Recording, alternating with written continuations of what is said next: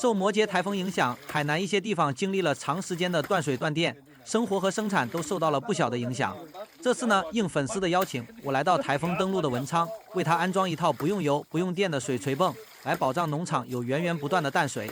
现在我把安装的环境和细节分享出来，希望能给有类似困扰的朋友们一些参考和启发。这里是文昌的一个海湾，在这里有一个淡水鱼塘，有源源不断的水从溢水口流出去到大海。鱼塘的出水口在这个位置，它会从这里流出来。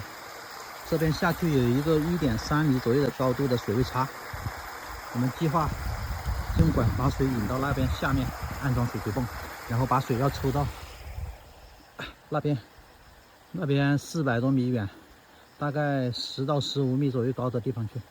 水要抽到这边来，海拔高度25米的地方，这次出水管用的是25毫米的 PE 管，顺着蓝色线路一直到种植场，长度为400米。现在我们已经装好了，这边是进水管，进水管顺着这个涵洞穿过去到鱼塘的。为防止杂物进入水管，进水口这用了钢丝网做了过滤。顺着这个进水管下去，那里就是水锤泵。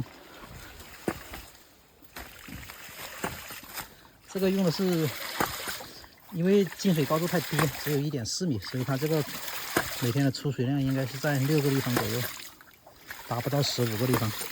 这是安装好后的出水量，水量不大，每天只有6个立方左右。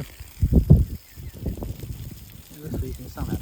在台风破坏了电力等基础设施后，水锤泵还能每天源源不断地为农场供水，帮助他们恢复生产。粉丝当场就给我竖起了大拇指。如果屏幕前的你也觉得这方法不错，记得点个赞，支持一下我们吧。